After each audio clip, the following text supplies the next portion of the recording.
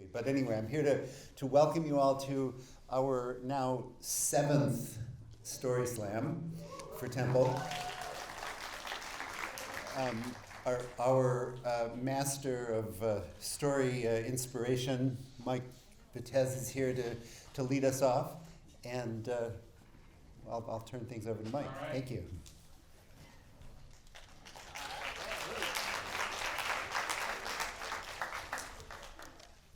Thank you, Dr. Eifler. Thank you, everybody, for coming. I guess I wore a tie tonight. You know, it's a big night.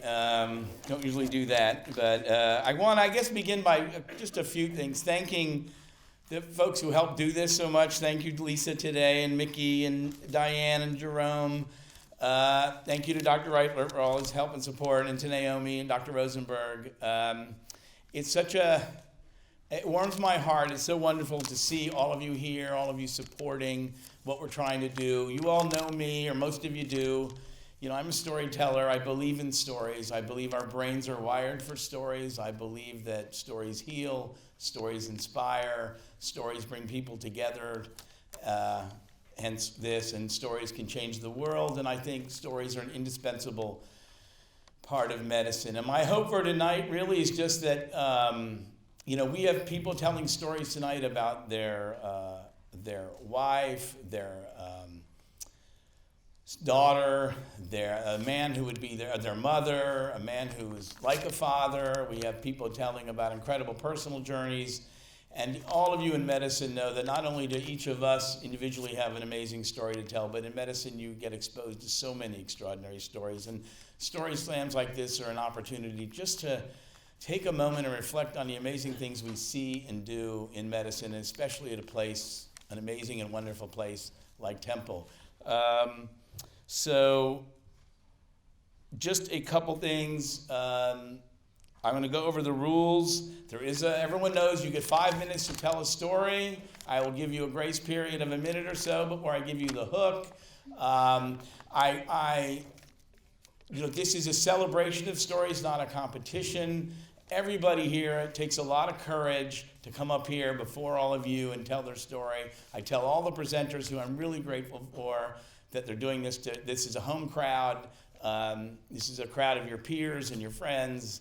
Relax, tell your story. There are no winners and no losers, although at the end we will have the audience vote, and you all will pick a winner. It's fairly simple. You get an index card. The program is numbered 1 through 13. You write down the number of the person you loved the most. We have very nominal prizes for the first 3 finishers, but it's really, I think it's a nice thing to do that, to have a little token gifts. But everybody up here is a winner. So I think that's mainly it, right? Thank you again for coming. So I should say our lead-off presenter is, I don't want to give you a build-up. You can give it a build-up. He broke his foot, not today, but recently, and he's still here and doing it. And he's a wonderful storyteller. Our lead-off, Christopher Goodwin. Come on up, Christopher. One thing, make sure you title your story, or Michael will title it for you. So, broken foot, I felt I'd better make that a little bit part of the story here. So, I'd rather break my foot than throw up. Between the ages of 4 or 5 in preschool, it was not unusual to be the last one there, looking out the window fogging up, and wondering where my mother was. And a preschool teacher and I would wait, it'd get darker. And more than once, they'd say, "Hey, sorry, your mom's still at work. A taxi's going to take you to your babysitter." And I remember one of those times being sick and in the back of the taxi with a pail to throw up. And I felt so alone, and God was so miserable. And I remember thinking, this must be what it feels like to die. Now, my wife, who's had 4 babies naturally, just rolls her eyes whenever I say this. My God, you're such a baby. And I've broken my foot, I've broken several bones. I'd rather break a bone than throw up. Suffering alone sucks. So when I decided to go to medical school, I'd already been in Indonesia for a year, baby weighing and doing all these infant mortality projects. I was sure I was going to go back to the hinterlands, somewhere foreign, remote, exotic, when I was done with school. But then I met my wife. We were set up by one of my med school instructors, her mother. And she's a New England girl. She's a big city girl. She's a recently minted Harvard MBA doing consulting projects for some of the biggest companies in the world. I mean, just really amazing, cool stuff. And she thought this romantic idea of going to the hinterlands is pretty cool. But living somewhere rural, remote, I said, you mean maybe divorce? She said, no, not divorce. Murder maybe, but not divorce. So we compromised. I found inner city work to take care of the homeless and refugees and others. And you don't have to go far to find suffering, to find the remote, to find the foreign, to find the exotic. And so I had this amazing job, but that amazing job quickly became overwhelming with all the stuff that we've all heard, all the bloating beast of healthcare, the clicks, the clicks, the clicks. It just got to be overwhelming. And there was a day where I was so tired and so fed up that I clicked away and literally just pushed the laptop off the desk into the trash can and walked out the door. I can't do this anymore. But then I remembered a patient like many patients, Janice. Janice followed me from residency to every clinic I'd ever been to, and despite her horrific autoimmune disease, she was nearly blind, very arthritic, nearly crippled, chronic pain. She'd always find me and bring me cookies and crafts for my family. She knew about my kids that are growing up, and she saw the change in me. She saw that I was contemplating leaving. And she said, well, I'll never quit being a patient. Don't you ever quit being a doctor. So I regrouped and went the opposite way of healthcare and opened my own solo clinic, made it very low overhead and just this lean and mean project. And I was able to see half the patients. And maybe I would have made more money somewhere else, but I was so much happier. My patients were happier. I was able to take that teaching position at University of Washington that I didn't have time for before. And I had the perfect fit. But all this time, Catherine had given up everything to follow me across the country, had given up her dream to follow mine and help me raise our children. And it was her turn. And she said, I think I found something that's really amazing. I said, yeah, what is it? She says, well, it's a coaching position in Philadelphia. I said, Philadelphia, that's great, let's do it. This is my best friend, the one who had held me when I was in the deepest pain of grief, the one who kicked me in the butt when I was whimpering in self-pity, the one who would wash me with her wisdom when I was in self-doubt, sometimes with the very doctor stories I had told her. So I thought, gosh, my mom, I have no bitterness against her for those years. I have nothing but gratitude and pride. She put me on her shoulders during the Civil Rights March in 1963. Sometime around 4th or 5th grade, maybe, I remember bringing home records from the library, just the two of us, and her crying as she'd be listening to speeches and say, come listen to this. It was maybe something from John F. Kennedy or Martin Luther King or someone else. She'd go, listen to this. She says, we all have a duty to one another. You can be anything, you can do anything. But we all have a duty to one another. And you may have to do it alone. There may be danger, there may be pain. But there's nothing of greater worth than doing something that's for others more than yourself. And so I remember that to this day. And I heard of Catherine, what she'd given up for me. And I thought, I found a way. I have this incredible privilege to be a doctor. And Philadelphia is this amazing place. I come north and I see the mural that says, shine, but I head south and I see it says, rise. There's unbelievable suffering and the domestic and urban violence here. The very blood that went into the soil out of disruption and hope to create this land is now like being spilled back into that soil with all the recklessness and violence of homelessness and food insecurity. The problems can seem so big. And I don't have an answer here tonight in a short story slam, but I just know I feel unbelievably proud to have found a place to be a temple, to be part of this incredible project here. And I'm made to think every day about who I am, where I came from, and what I am. And now it's my turn to listen to stories from Philadelphia, because we all here get to take care of those that are taking care of Philadelphia. Thank you.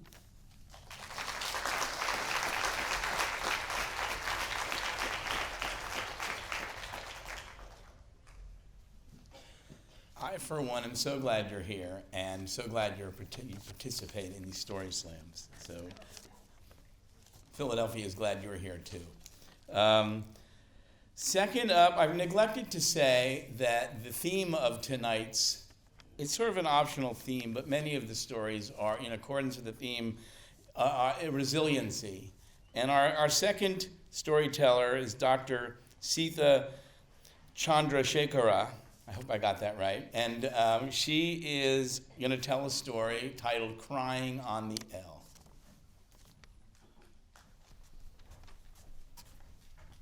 Hi, I'm Sita. So I originally wanted to title my story Dr. Chandra Shakura, or How I Burned Out and Embraced Crying on the L. But my last name is quite long and the title is quite long, so it's a mouthful. So it just got shortened to Crying on the L. But basically what I wanted to talk about was like what happened towards the end of my second year of residency, which was kind of a turning point for me. I learned that I like to cry on public transportation, preferably the L, and then the regional rail, and then the Broad Street line, but never the bus because they cough too much, and I was more worried about getting sick than crying. So L is the number one, right? So how did I discover this? Well, I finished off the last 5 months of my second year, 3 months on the consult service in my residency, then the last 2 months on inpatient service, which are quite demanding services. And so I ended up getting very stressed out and just like feeling kind of overworked but not able to recognize it. A lot of times I like to describe residency as treading water. How many of you have treaded water? I love high hands, up high, perfect.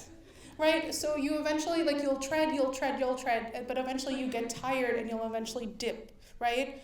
But residency is all about like keeping your head above water, right? But dipping is eventually, like it's an inevitable part of it because you just get tired, and that's kind of what ended up happening to me. I began making mistakes. My notes got very like sloppy. We still had paper charts back then. We didn't have Epic. But yeah, making mistakes. I got very angry, very irritable. I felt ashamed a lot of the times. My performance, I noticed my performance like not doing well, and eventually like my attendings noticed as well.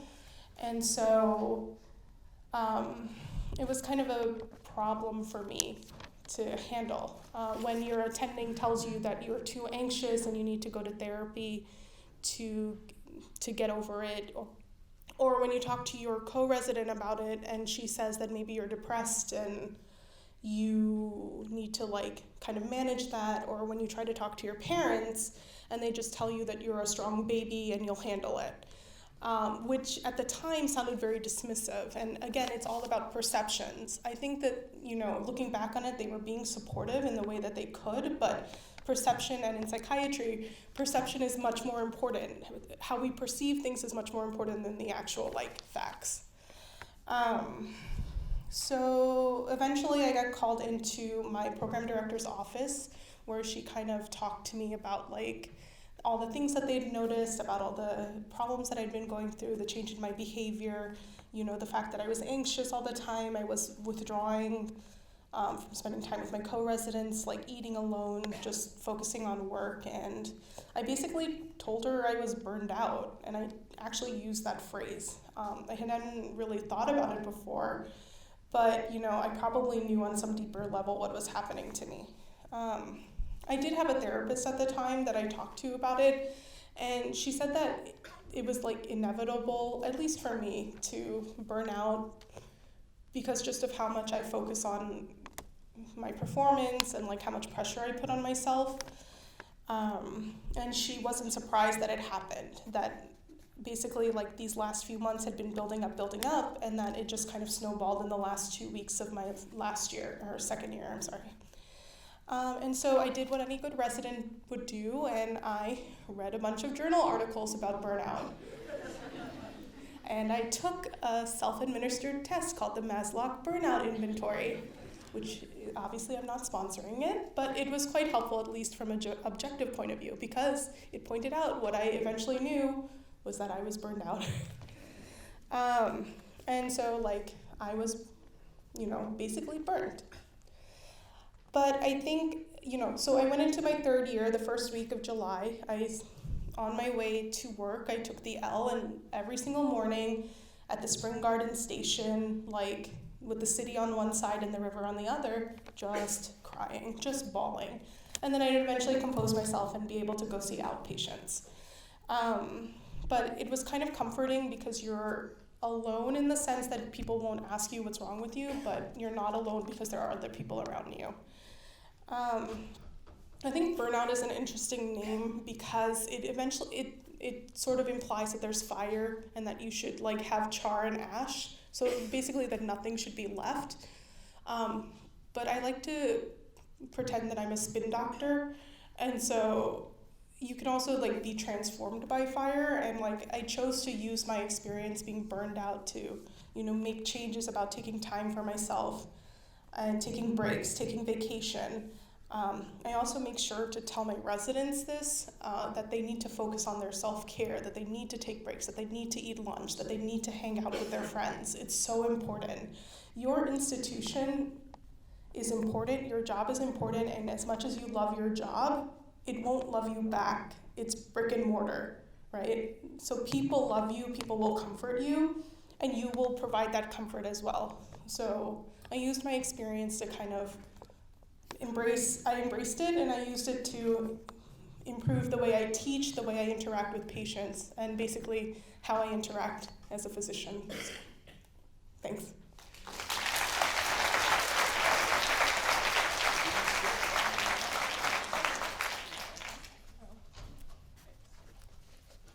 I still periodically cry, but I think I'm conditioned now to do it. So.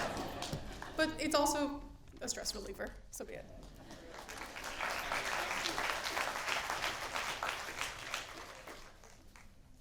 Had to ask. Sorry. Thank you so much, Sita, for that great story. Third up, Michael Judy. His title is, So Far You've Survived 100% of Your Worst Days. Michael, come on down. All right.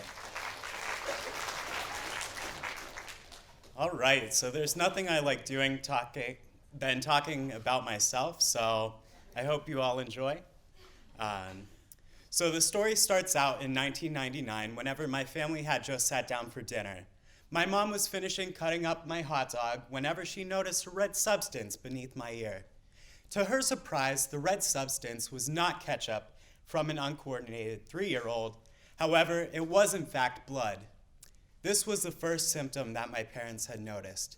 Other things that they had noticed were that my skin would bruise easily and my bones constantly ached. These symptoms began a lengthy journey that would transform my life. After months of doctors trying to figure out what these symptoms could be, I was diagnosed with myelofibrosis at 4 years old. Whenever you're such a small kid, you have no grasp on how severe and how poor of a prognosis that is associated with this disease. And so this was unusual since this disease is characteristic of the elderly and really is quite rare. This diagnosis affected my entire family. My mother would stay up well into the early morning, rubbing my legs while I laid awake, crying in pain while my bones ached.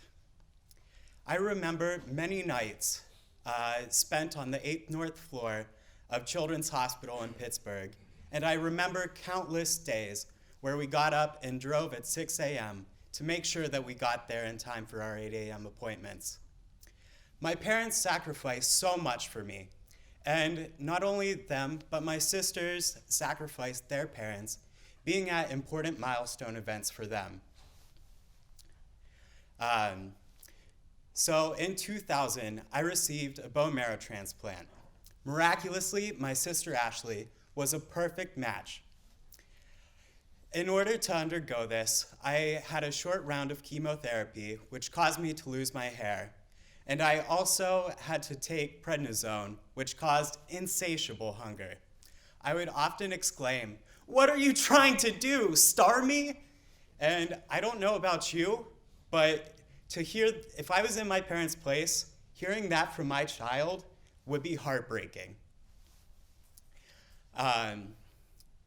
And so, other than that, everything was going great until the bone marrow transplant failed. Then things weren't looking so good anymore. That year, the Make-A-Wish Foundation offered me a trip. As a child with limited life experiences, the first thing that I wished for was a box of donuts. Apparently, they could offer things better than donuts. I don't know. And so my family convinced me that maybe Disney World was a more appropriate choice. So a few months later, in May of 2001, I received my second bone marrow transplant, again for my sister Ashley. And so after 2 bone marrow transplants, 1 new blood type later, I've been cured of the disorder. Thank you. Now this obviously isn't an average childhood experience, and it was also a blessing, because not many people know what they want to do for the rest of their lives. But I was fortunate enough to have my passions formed at such a young age. Whenever I was in the hospital, I got to see the doctors, nurses, PAs, and all of the other staff working together to save lives. Watching these heroes is what made me want to go into medicine. Now, if having a life-threatening illness wasn't enough, I also knew that I was different from a young age. I began questioning my sexuality as an adolescent, and the small town in which I grew up in was fairly conservative, and so my sexuality didn't quite match up with the culture of the area.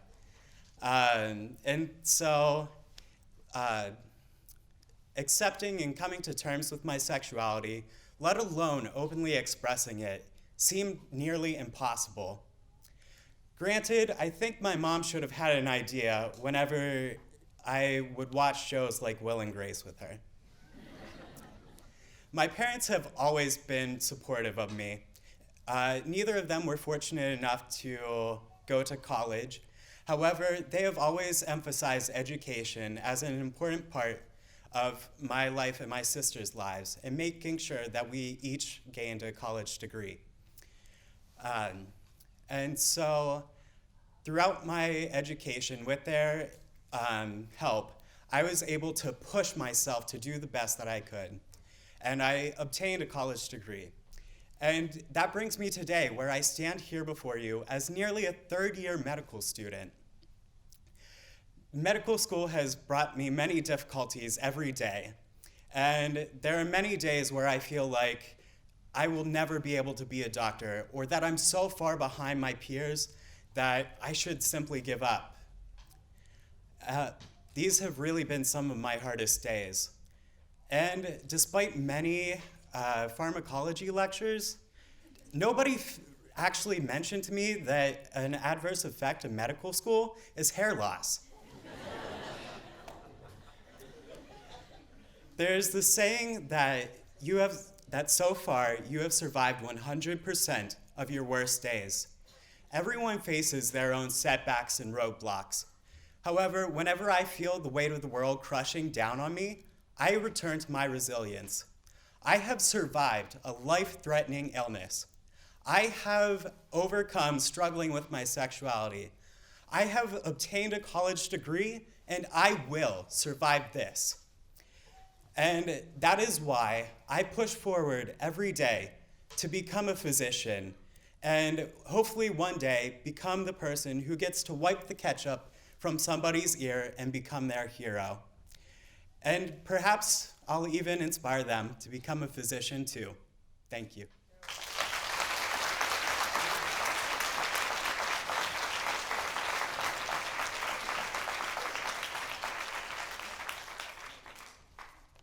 That is a beautiful story. Thank you so much. I had a full head of hair before I came to the Temple Lewis Katz School of Medicine, and I'm not even in medical school. All right, forgive me. Jokes, right? Jokes. Anyway, thank you. Beautiful story. Our next presenter is Teron Briscoe. Teron works here, actually works 2 jobs. I want to say this for Teron. He works overnight at Temple in the dental school and housekeeping, and works days here in the grill. And he normally sleeps from about 3 p.m. till 8 p.m., so he's giving up his sleep to participate in the Story Slam, and I wanted to make sure to point him out with that. Come on up, Ron. How y'all doing this evening?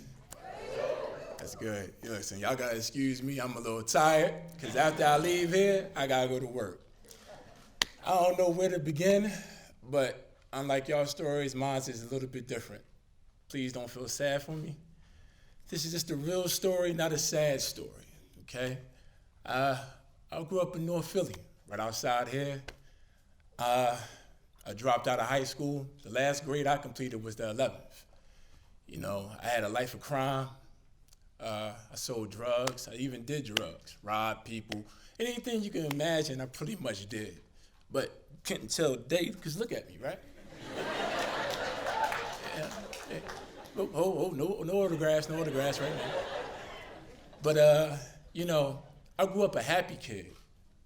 I mean, when I was a young boy, I wanted for nothing. My pops was a boxer. He died in 2010, though, but, you know, he didn't suffer, you know. My mom was a homemaker, you know, best home-cooked meals, mashed potatoes, and on the whole nine. But my life took a change, you know, when I got involved into the streets. You know, I ain't gonna say, you know, I was dealing with the wrong people or whatever like that, because they was my friends, some of the best friends I ever could have had, you know, but when your dad is the breadwinner, your mom is at home, and I was the only child, so, you know, and the money that they tried to provide for me to have a good life, and you know what I mean, and get the things that I wanted wasn't enough. So it was more like, let me go out here and see what this is hitting for. So, you know, I started doing this and that and things and everything and making the money and everything, getting the fresh gear and the clothes, getting the girls and everything. But here's the one thing that really hit me, you know. I had a kid in 2002. Me, I didn't want no responsibility whatsoever. A kid? I'm 18 years old. What the hell I want with a kid? My baby mom, you know, she wanted Pampers and diapers and spending time. Excuse my language, but I was like, shit, I'm going out in these streets. I laid it for you. It's all about me. My daughter, she came in 2002, and I got locked up like a couple of months after that, you know. And I ain't gonna front, I got locked up and everything like that, and I realized for 2.5 years, I said, you know what? Jail ain't for me. I gotta get the hell out of here, you know? But you would think I got my act together, you know what I'm saying? It reinformed me and everything like that and become, you know what I mean, a well-mannered man. Wrong. As soon as those gates open, back out there again. You would think I went to go see my daughter. Did I go see her? Nah, I ain't go see her.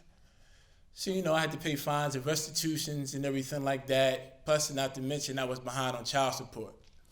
Something did wake up in my head. I gotta get a job. Court stipulated. All right, get a job. Okay, but listen, if I get this job now, I ain't gotta spend no time with my kid, just pay some child support and everything like that. I ain't gotta be bothered with her.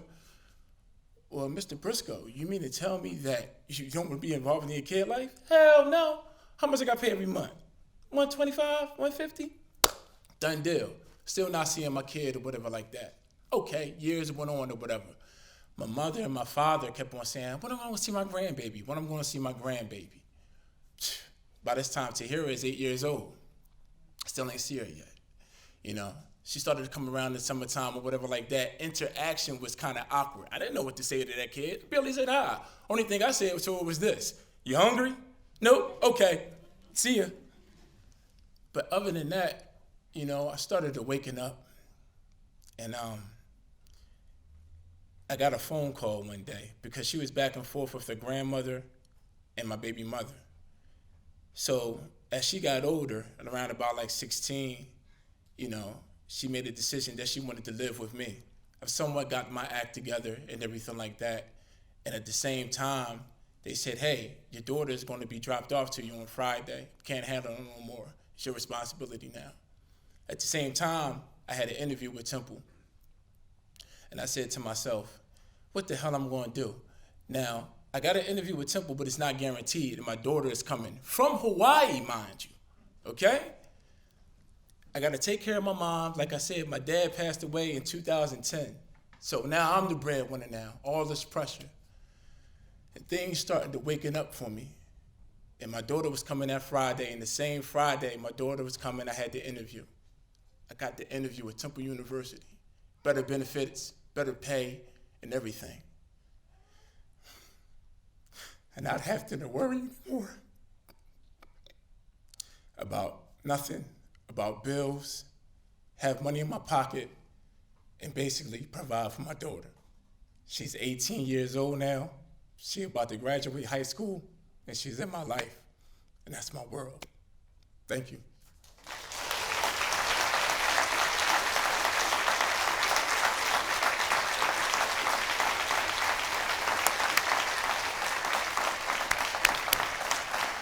Thank you so much, Tehran. Thank you so much for sharing that. Right. Next up, we have Axel Schlossberg Pereda with his story, Stubbornness, Visas, and Appendices. Axel, come on down.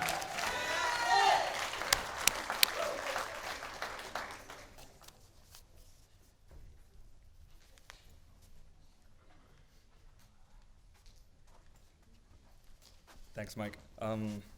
My accent comes out when I get nervous, so bear with me.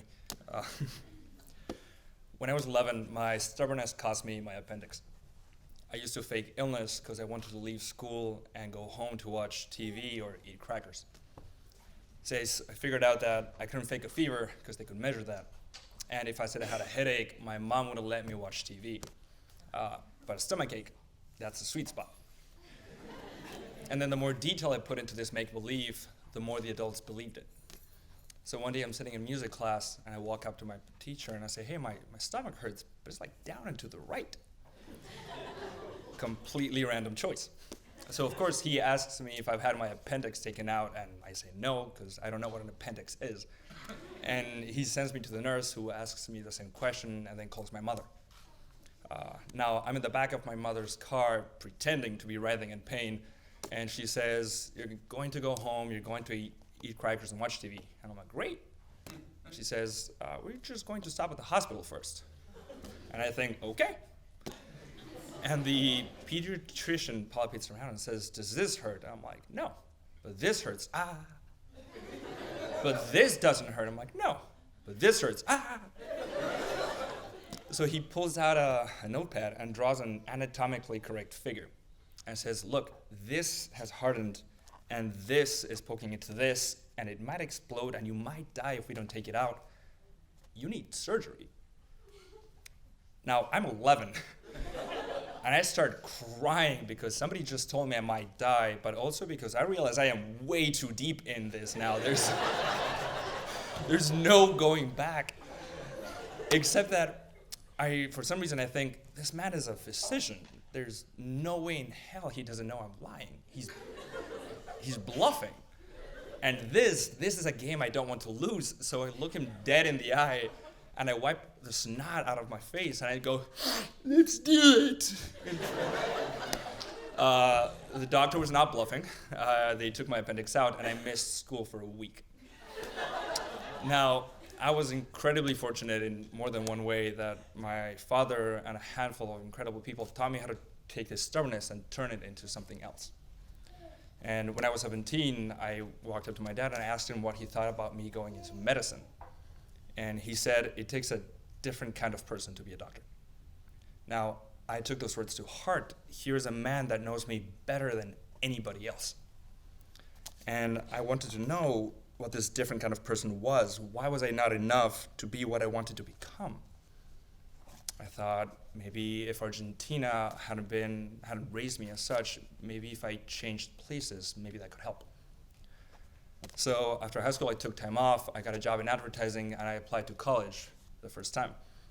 I didn't get in. The next year, I applied to college a second time. I didn't get in. Financial aid is incredibly limited for international students, and it's a very competitive process. But I was nudged forward by this. What is this different? I want to know.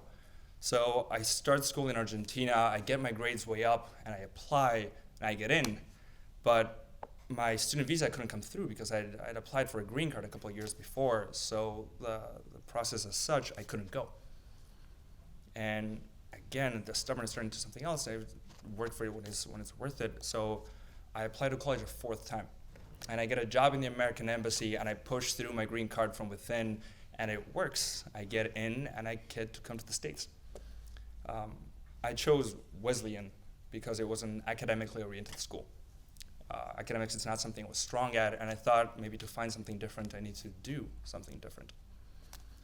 I did not feel at home, surrounded by skilled artists or creative mathematicians. During our first lunch, someone drew a molecular formula and said, with this, I'm going to change the world. I sat to the side, looking at my open hands, nothing there to change a thing.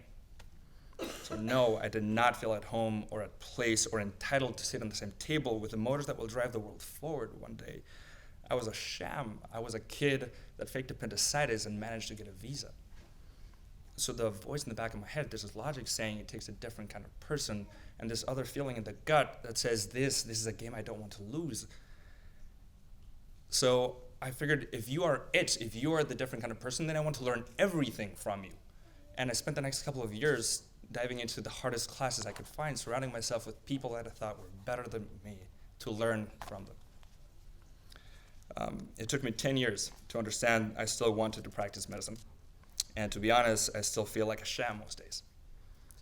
So if I'm overeager or rough around the edges, I try to remind myself that I am translating emotion into logic, two languages I barely can speak in any given morning with an incomplete dictionary. But I am eaten away by this, bitten by the idea that I can become more, and riled by the feeling that I cannot. I think my dad was right. I think it takes a different kind of person. I'll add an asterisk to that. I think it's about becoming that person throughout the process. So I'm going to keep trying to become that person with the same kind of stubbornness that once upon a time made me lose my appendix. Thank you.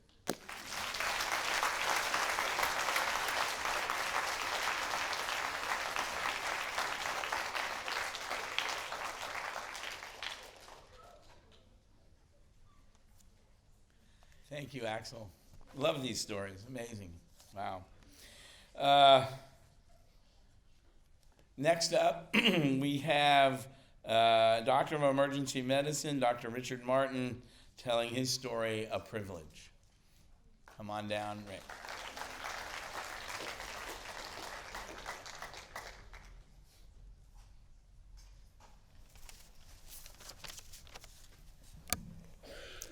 Okay, this is a privilege, not in the sense that it's a privilege to be standing here, we'll see about that, but in the sense that that's what I call this piece, a privilege.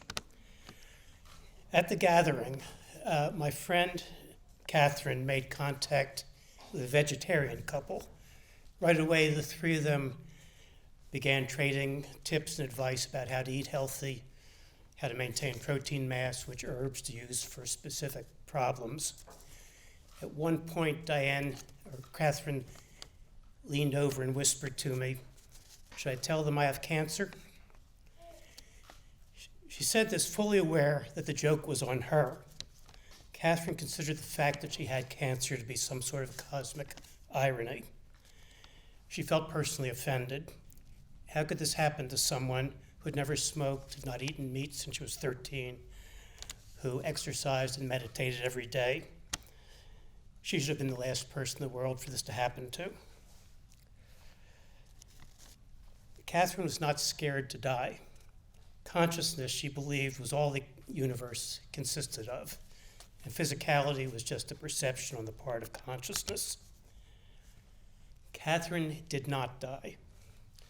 That she survived was in no small part because she'd gotten her colonoscopy immediately following the death of Sally, my wife, and her friend. In a specifically real sense, Catherine owed her life to Sally.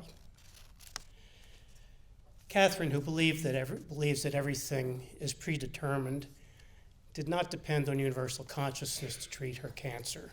She actively engaged with modern medicine.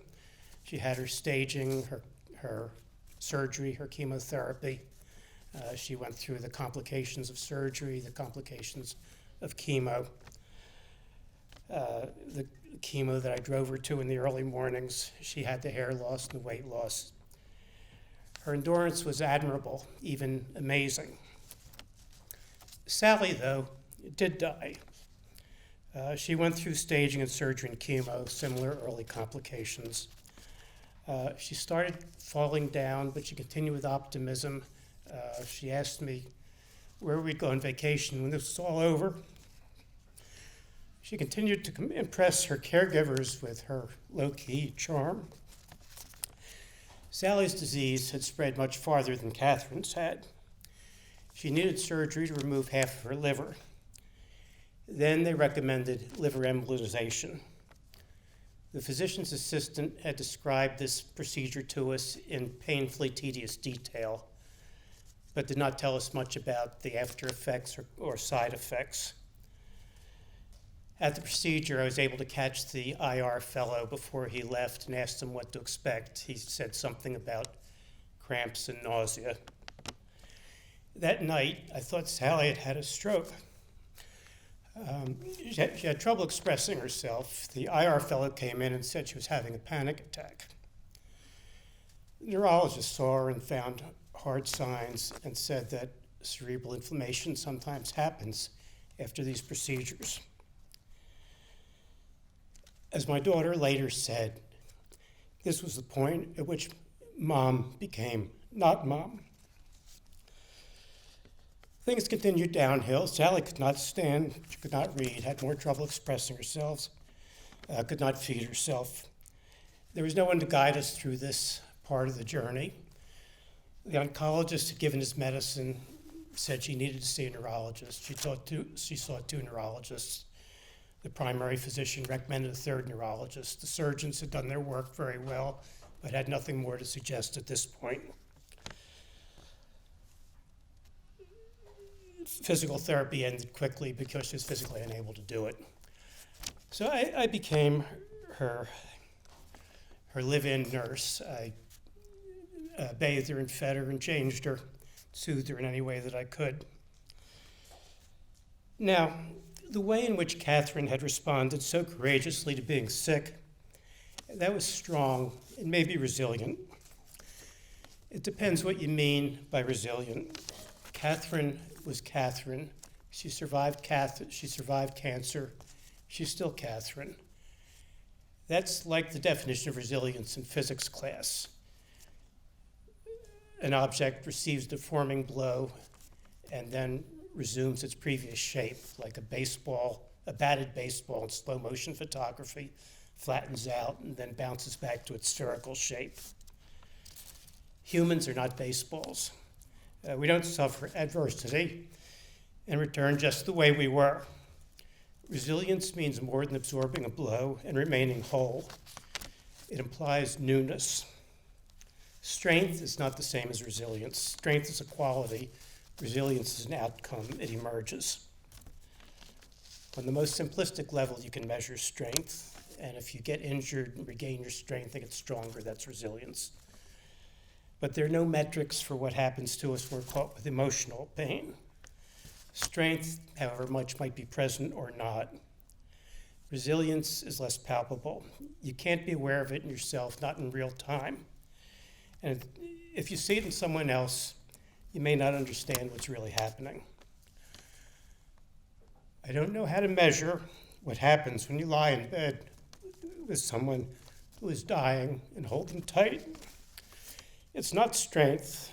Whatever resilience might be, I wouldn't label it that.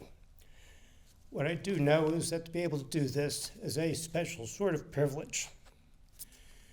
To either feel sorry for or to think well of somebody who does this is attaching an interpretation to something that's not interpretable and to detract just in a little subtle way from the specialness.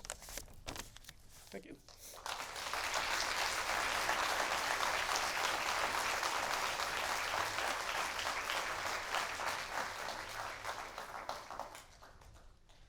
Dr. Martin, thank you so much for sharing that story. I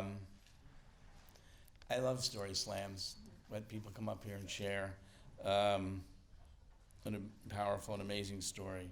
Next up, we have Dr. Avi Gillespie, who is going to tell the story of me and Dr. J. Avi, here we go.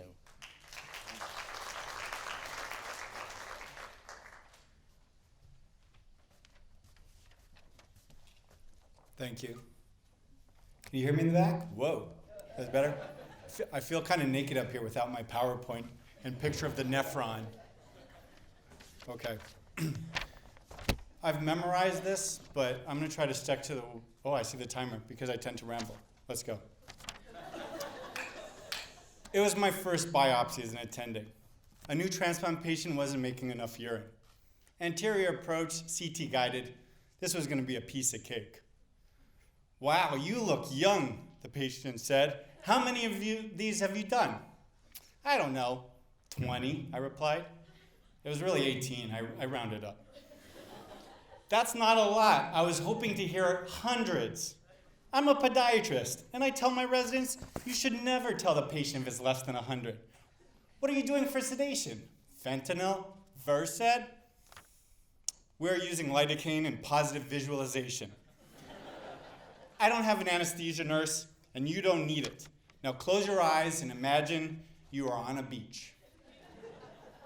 It was after the biopsy that I learned my patient, Dr. J, was a successful podiatrist. Although he took care of his patients, he had admittedly neglected himself. Before the transplant, he had morbid obesity, diabetes, and heart disease. These factors, plus the urinary reflux he developed after a urologic procedure while serving in Vietnam, all contribute to his end-stage kidney disease. How he got his transplant was an amazing story. Dr. J was on dialysis 3 days a week. His fistulas never matured, and he dialyzed via tunnel dialysis catheter. Yet he continued to work. One day while prepping for surgery, his patient noticed his catheter and asked him, "What is this for?" After finding out, she immediately offered to donate. He had even thought about asking his wife or family for a living donation, but here, a patient had offered her kidney. She was grateful for the care he had given her. Dr. J had a rough road ahead. He underwent bariatric surgery and participated in our paired donor program since he and his donor were not a match. He got his new kidney. It was my job to keep his new kidney function. We developed a unique patient-doctor relationship. I became his primary care doctor as well as his nephrologist. He'd call me all the time on my cell. Dr. J was prone to recurrent urinary tract infections, so he would come to my clinic every week, and I would examine his urine for bacteria and white cells and would rotate his antibiotics accordingly. Eventually, his UTIs were under control, and Dr. J didn't need to see me every Tuesday. What I didn't know was that on his days off, he started volunteering at his old dialysis unit. He would meet patients, especially those who were new to dialysis, and encourage them to get evaluated for a transplant. He understood something very fundamental, that fellow patients can have more influence than any doctor because they've lived the experience. I was unaware that he was volunteering until he told me that he was being honored as the National Kidney Foundation Man of the Year at the Delaware Valley Kidney Ball. This was the first time I got to meet his family and his donor, his guest of honor. He even invited the donor pair and thanked them for saving his life. Dr. J had several good years. Over time, though, he developed heart failure, recurrent pleural effusions after a complication of a pacemaker, and eventually his new kidney began to fail. Throughout all of this, he still continued to manage his podiatry practice until one day, while making rounds, a hospital door closed on his leg. He developed a massive hematoma, requiring multiple surgeries, and over the course of his recovery, it was complicated by recurrent C. diff and a broken hip. He steadily got sicker. One day during a visit, he said to me, "I don't want to go back to dialysis." "That's okay," I said. "I really don't think it'd improve your life, but you need to talk to your family about this." His decision to forego more dialysis was even harder given the birth of his first grandchild. He talked with his rabbi, and started planning his funeral. Even though I had limited options to offer, I realized there were still other things I could do. We did a narrative medicine piece, sharing our story across Temple. Afterwards, medical students and residents would ask me about Dr. J and be excited to see him when he was admitted to the hospital. We were invited to the Temple Diamonds Gala, which was honoring transplant patients. He entertained everyone at the table with his tales of old Philadelphia and how he was connected to each of us at the table, even though we're perfect strangers, either through schooling, service, or healthcare. Dr. J had a fitful trial of peritoneal dialysis, but eventually he withdrew to home hospice after discussing his prognosis with his family. In his death, Dr. J finally let his family care for him. He was my patient for 9 years. It has been a year since he passed, and I think about Dr. J often. I not only cared for Dr. J, I cared about him. I learned that as a nephrologist, I can adjust tacrolimus levels, examine urine, and balance electrolytes, but it's ultimately the patient-physician relationship that matters the most. I understand why his patient donated. With her gift, Dr. J not only helped more patients like herself, but also his fellow kidney patients. In my office, I have a picture of us in our tuxedos at the kidney ball, and when anyone asks, I say, "Let me tell you the story about Dr. J."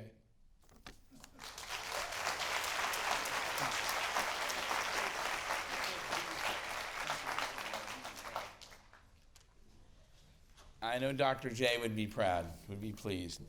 Thank you, Dr. Gillespie. Next up is a third-year medical student who I love to say, it's Michael D. Krieger, who soon enough will be MD Krieger, MD. And, you know, I love that. So come on down, MD Krieger, future MD, and his story is my own backyard.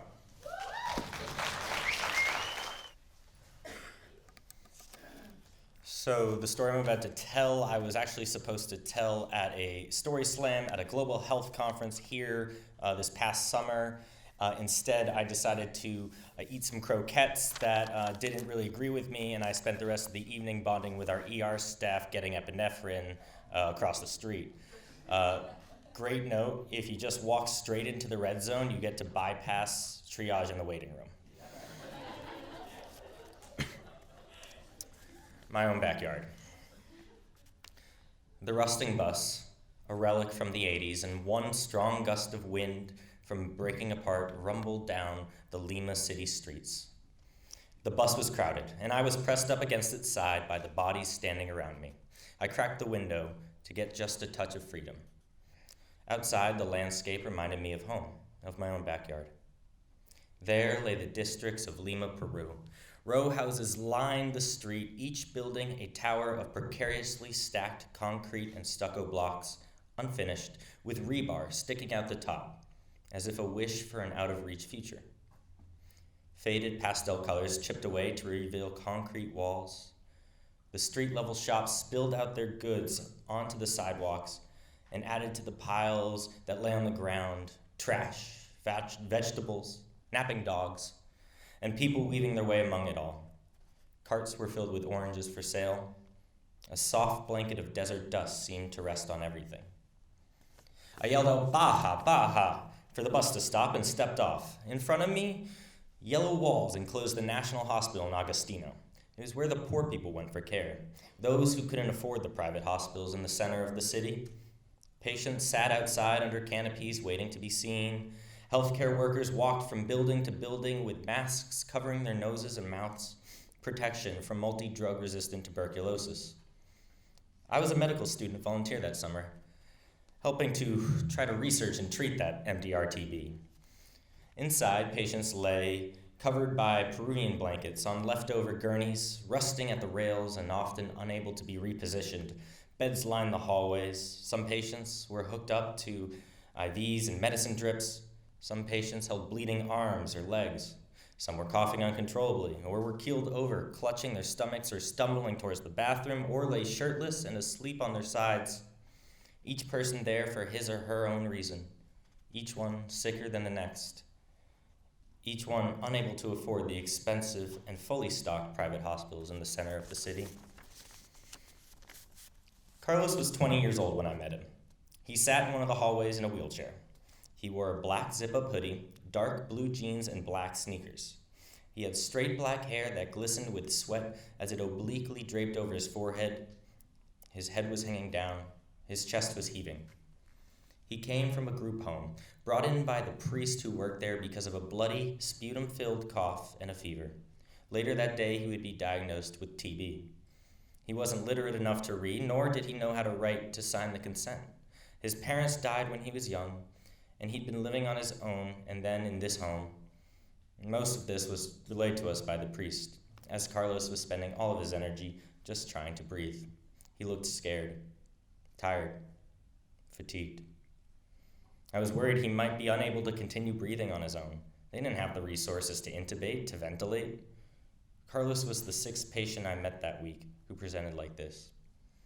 When I walked away, I knew there was about a 50% chance that I would see him again. He died that night. A few months later, the summer over, I met Andre. Andre was 27. He wore a red hoodie and he sat in a wheelchair, chest heaving, struggling to breathe. He had recently been diagnosed with diabetes and he had asthma. He told me about how he was supposed to be taking care of his mom, who couldn't get out of the bed due to her breathing problems, and his 3 younger siblings.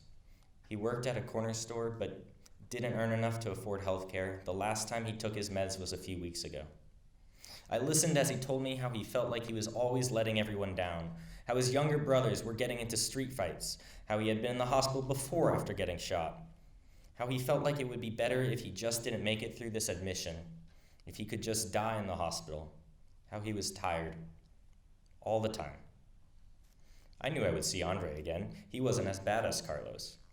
But I didn't know how much longer he could go on living like this, feeling alone, let down, unsupported, like there was no one who gave a damn. I listened to his story, his exhaustion so pervasive I too began to feel it, and I tried to reach out, to tell him we gave a damn, I gave a damn, to tell him we were doing all we could with the resources that we had. His eyes stayed gazing in the distance, towards a respite he knew he might not see. At a certain point of repetition, sentiment too loses its meaning. Leaving Andre, I passed patients laying in beds in the halls waiting for care. Some had bloody bandages, others were asleep. Some were moaning, crying, coughing. They looked fatigued. I wondered if they would have preferred, had they the resources, one of the hospitals in the center of the city, where they might have their own room. I walked through the gray concrete walls of this hospital. Exiting, I passed patients sitting on benches, waiting for a bus or an appointment, or maybe just a moment of relief. Litter was all around, the sidewalks, the streets. I walked past the fruit vendor and the vendors selling mango drinks, falafel, and chorizo, past crumbling row houses with boarded-up windows and graffiti lining their red brick walls. I walked by people sleeping outside shops, a man wearing only one shoe. Before going down the steps to catch my crowded ride home, I looked back and saw the sun set behind the hospital. My hospital, Temple, North Philadelphia, my own backyard. Thank you.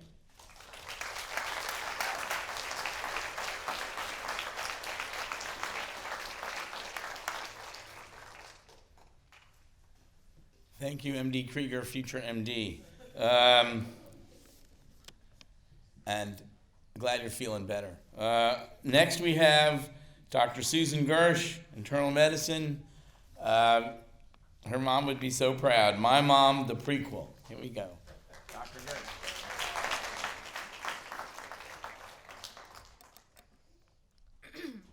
My Mom, the prequel. It is a cruel trick of nature to take something away that is most valued, something that is at the core essence of a woman whose self-identity and self-worth was manifest in her brilliance, in her lifelong love of learning and teaching, and in her role as a trailblazer for women in medicine. This is the situation of my 90-year-old mother, Annabelle Shafer, who suffers from advanced Alzheimer's, and I'm losing her.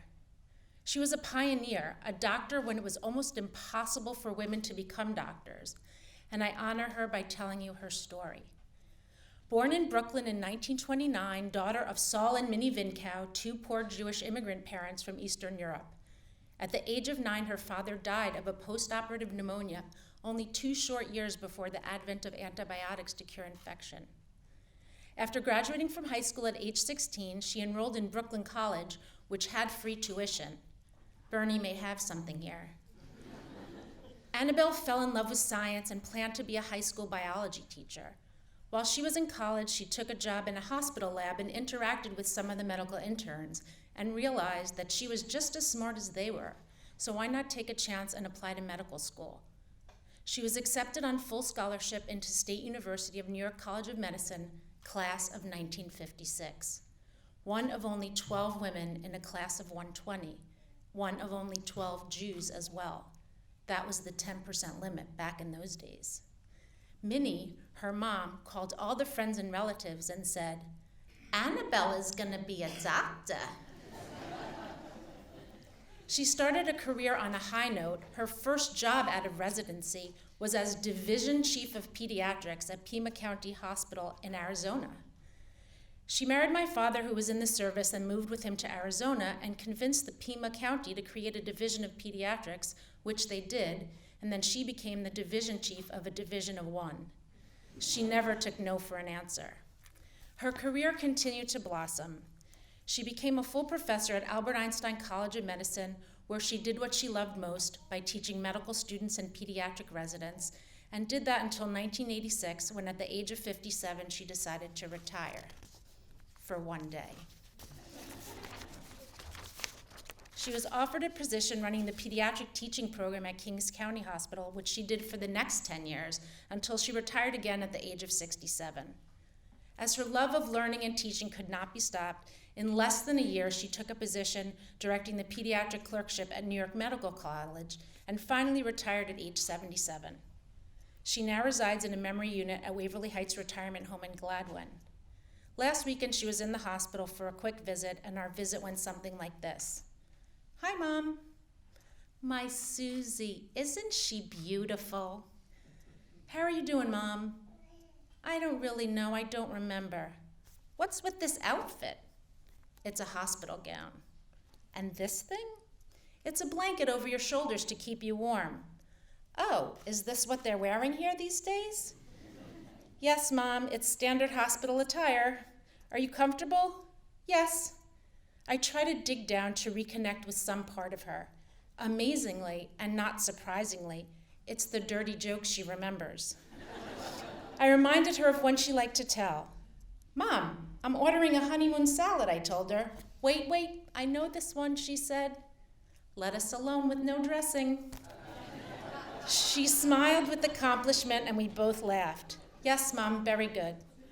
What do I have to do now? Nothing, Mom, relax, I love you. I realized that not only am I losing my mother, but I'm losing a piece of myself, and I would like to read this poem that I wrote about her a few months ago. Mom, you are the memory holder, the placeholder of my life, holding all that has happened to me since my first breath and before. Knowing me better than anyone and watching my evolution from childhood to adulthood, from tadpole to frog, from caterpillar to butterfly. The story of me is held by you. This was the promise of our relationship. As your memory fades day by day, a piece of me dies. My 18-month vocabulary that you were so proud of and meticulously wrote down to share with me. The first ride on the blue two-wheeler that left the tiny scar on my lower lip. This was our shared memory. Now it's my own. The 2 red-eared slider turtles that you bought us for pets but first swabbed their cloaca for salmonella. A vivid memory for me and a funny imagined story of another family to you. The college tour trips, singing Jack and Diane, drinking beer in cheap hotel rooms and eating horrible Chinese food, a memory for me alone now. Who will verify the life that I lived existed before adulthood? Who will smile and tell everyone about the little tuft of red hair I was born with that you cut off to show me the color, and then a full head of red hair grew in, and how adorable and bright I was? I can't tell this story in the way you could and did and never will again. My childhood existence, the story of me, a beautiful, elaborate sandcastle as the tide rolls in, was never there as the tide rolls out again. This was our contract, your promise to me as mother, as placeholder of my childhood memories, especially the ones I was too young to remember. of the evolution of my being as a giver of life, and now frivolously tossing to the wind those memories that cannot be retrieved, and each day a piece of me dies. I love you, Mom. I miss you. I miss us.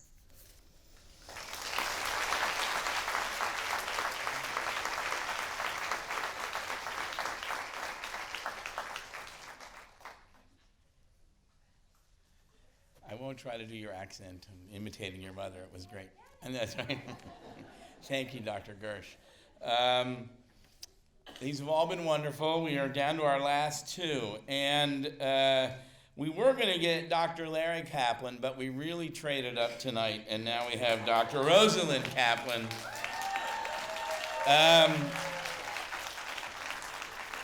I know he can take it. No offense, Larry. And her story is Tornado Initial Encounter. Roz. So I initially wrote this story for an open mic when I was with a group of non-medical people in Boston, and I kind of wrote it to amuse myself, which doesn't take much, and to amuse them. But then I found out that I really, as I went along writing it, that it wasn't really only what I thought it was about, and that's the beauty of stories, is sometimes we find out from the actual writing or telling of the story that there's more to it. And as strange as this story is, some of the language is embellished, but the facts are real. Tornado Initial Encounter. On a Friday evening in early November of 2019, a 45-year-old woman I'm going to call Maria was driving her Subaru Forester along the Pennsylvania highway, about 15 miles from Philadelphia. It was raining really heavily, and it was very windy. She was having to hold her steering wheel particularly firmly at 10 and 2 so that the vehicle didn't move about on the road. She was just about to change the car radio station from her usual alternative rock to look for a weather report when she saw the cyclone cloud headed directly for her. Before she could do anything other than draw in a sharp, curtailed breath, she found herself levitated above the highway. The second or two she spent suspended in the atmosphere stretched out in her consciousness and expanded in an arc over what seemed the entire earth. She wondered if this was what death actually felt like, a shocked eternity, purgatory above the expressway. But eventually, her car slammed back down to the ground. Her tires contacted the asphalt, and she was now turned nearly 180 degrees around so that she was facing the direction from which she'd come. She discovered that she was alive, unbroken, though not unharmed. All her limbs, her fingers and toes moved on her mental command. Shaking, she opened the car door and stepped out onto the highway into an eerie quiet. I meet Maria the next day when she limps into the urgent care center, where I'm working a hectic Saturday shift. So she tells me she feels a little bit dazed. She isn't sure if she hit her head during the incident on the Blue Route, but what hurts the most right now is her right hip and thigh, which slammed into the driver's side door while she was whirling in the sky. My evaluation reveals evidence of a mild concussion, whiplash, and a large bruise reaching from hip to knee. I order x-rays to rule out hip or femur fracture. Beyond that, she's still in a little bit of shock, terrified by her bizarre encounter with the whims of nature. She abandoned her car, badly damaged on the highway. The police had driven her home. She declined a visit to the emergency room, knowing that the bill from an ER visit, despite her insurance, would leave her in debt, and feeling her injuries weren't severe enough to warrant that fate. Fortunately, she'd been right. While I wait for the radiology technician to complete Maria's x-rays, I document her encounter on the electronic medical record and complete the billing form, entering her ICD-10 diagnosis codes. You all know about those. They live in the EMR, so I can just put in something verbal and it'll kick out a number, hopefully. So I put in concussion without loss of consciousness, initial encounter, SOX.0X1A, contusion of right thigh, initial encounter, S70.11XA.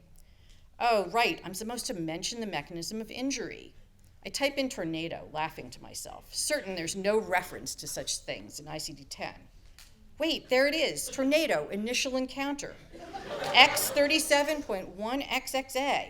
There is a code for tornado. As I enter it, I feel a rush of satisfaction. Triumph, in fact. This is a hot code, one I've never gotten to use before. My colleagues will be so envious. I've had since the advent of highly specific coding the occasion to use a number of fantastic codes, including bitten by pig, W55.41, other encounter with goose, W61.59X, and fear of chickens, F40.218. There are a couple of codes on my bucket list, but I fear I may never be able to use them. Y92.146, injured in prison swimming pool, and V91.07X, burned by water skis on fire. I look up how many prisons in the US even have swimming pools. There's only one, the institution where Martha Stewart was incarcerated, and it's in California. I'm still not sure how water skis might be on fire, except perhaps during stunt tricks, like water skiing through flaming hoops, but I've never seen those tricks anywhere near Philadelphia. Who's employed to make up these codes anyway? Do they create these codes to amuse themselves, or do they take pleasure in complicating the lives of clinicians? I imagine the code creators laughing at us as we search for one we need among the thousands of useless ones. Why is there a code for injured in prison swimming pool, which logically could only happen to a very few select people, and no code for injured at Disney World, a place visited by hundreds of thousands of people every year with many opportunities for accidents to occur? Yes, I did look up injured at Disney World. There is no such code. Maria's x-rays are back, and luckily she has no signs of a fracture. She leaves satisfied that the physical injuries will heal in time, but she's less certain how to handle her post-traumatic fear. I feel afraid too after her visit. The fact that I, an urgent care doctor in a suburb of Philadelphia, am coding for tornado initial encounter is deeply disturbing. It's only in the last few years that tornadoes have become a thing in the Philadelphia area. They used to hit once in a decade. Now it's not unusual to hear a tornado warning on the news. Maybe this is the new normal, and diagnoses like tornado initial encounter and flood subsequent encounter will appear on the charts of patients in the northeastern United States on a regular basis. I guess it's a good thing that ICD-10 is already prepared for such a situation, since it doesn't seem like the rest of us are.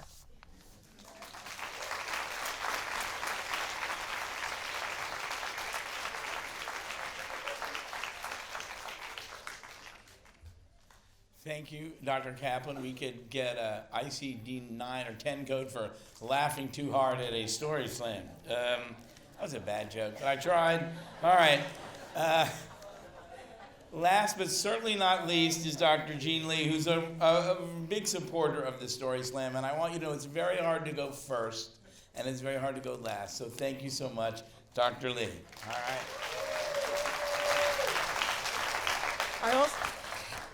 I also want to thank Mike for allowing us to do this, because this is a form of therapy. By the way, my dialysis unit does emergency preparedness for tornadoes, and we've been doing it for the last 5 years. Okay, so as you know, in the Philadelphia area, over the last 20 years, 10 hospitals have closed. The most notable one last summer was Hahnemann. We have received people from Hahnemann. I'm very happy because people who I've known for many years are now here at Temple, but it carries like a sadness. So this brought back all sorts of flashbacks for me, and so I'm going to talk about a story of another closure, okay? The closing of MCP Hospital was unexpected, although it should not have been. For months there had been rumors. The hospital had been doing poorly, the payer mix was awful. There was a nurses' strike, a lack of profitable elective procedures, and too many emergency room admissions. The patients were poor, with bad insurance or no insurance. There were too many hospital beds in the city. But MCP had been an integral part of patient care and medical education for over 100 years. It had a very busy emergency room and was a trauma center. It had survived bankruptcy and mergers. And as the dean assured the staff at a meeting 2 days before the announcement, MCP would never close. It was too important. So despite all the ominous signs, I was stunned when I picked up the Philadelphia Inquirer from my front step and saw the headline, MCP to close. It came as a shock. That morning, I drove through the gates on Henry Avenue and walked into the front doors under the chiseled words, the Women's Medical College of Pennsylvania. How could something so permanent go away? I went to the chronic dialysis unit to round. The mood that morning was one of sadness and resignation. The charge nurse kept looking around at the busy unit and saying, "I can't believe this is going away." And the patients were very quiet. The next day, flyers mysteriously appeared all over the hospital. They announced a community meeting to save MCP at a recreation center on Allegheny Avenue. I did not attend. However, on the day after the meeting, one of the dialysis patients said to me, "Don't worry, doc. We are going to save it for you." I did not believe any of it. But I went to the rally downtown at Tenet headquarters. There were doctors, nurses, and patients with signs and placards, "Save MCP." In the days that followed, I learned that many of the dialysis patients and their families were active in the committee to save MCP. When they realized we doctors were sympathetic, they would come to the nephrology office, by the dialysis unit, and use our copier for flyers. They had to save money. They weren't very. I was hooked. I went to more community meetings. Two especially stuck in my mind. In the community room of the Abbotsford Housing Project, across the street from MCP, a woman got up and spoke. She talked about how the good jobs around MCP were gone, and now MCP itself was going. She talked about how jobs gave people respect, and that when they were gone, respect was gone, and the communities would die. Saving MCP meant saving the community. At another meeting, at a church in Strawberry Mansion, a speaker addressed the doctors in the audience. "You are not failures because you couldn't make enough money. You took care of us, and you are the best doctors in the world." The largest demonstration occurred on Henry Avenue in front of the gates of MCP. The organizing committee envisioned all the communities around MCP converging to support their hospitals. East Falls, Roxborough, Germantown, Tioga Nicetown, Strawberry Mansion. Henry Avenue was closed. There was a podium, and a tiny woman was being wheeled up to the mic. She was wheeled up to the microphone. "This has been my hospital for many years. I've worked here. I had my children here. The hospital always took care of me and my family through cancer, surgery, kidney failure, and seizures. They were there for me, and I am here for them." The roles were reversed. The patients were trying to save their doctors. In the end, neither the politicians, the academic medical centers, nor the community could keep MCP open.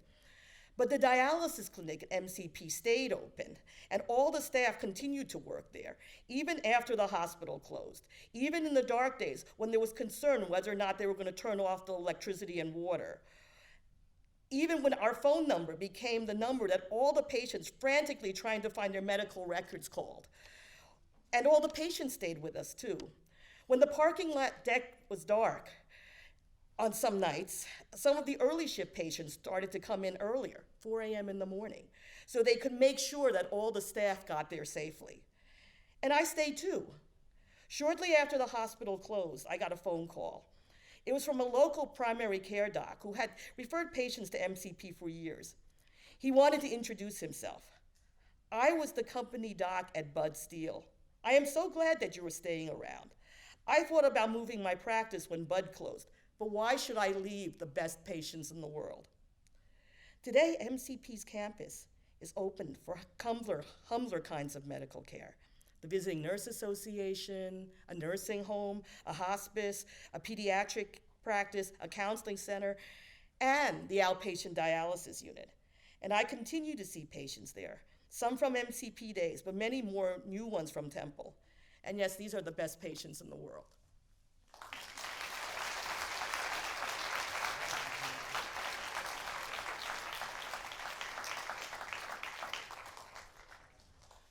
Wow, 13 amazing stories. Thank you all. Thank you all. A few now, really amazing stories. So here's the final act of the evening. You all get to vote. It's an impossible task. Thankfully, I did say there are no winners. Everybody's a winner.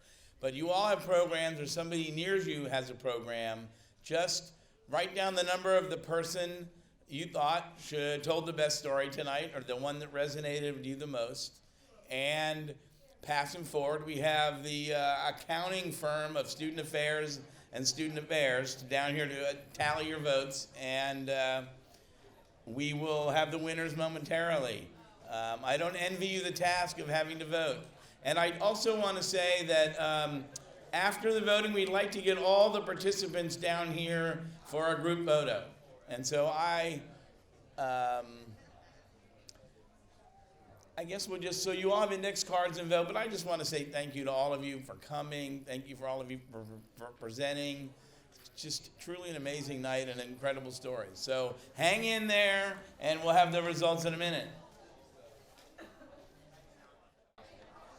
All right, ladies and gentlemen, you guys who hung on late to the end, thank you guys for staying.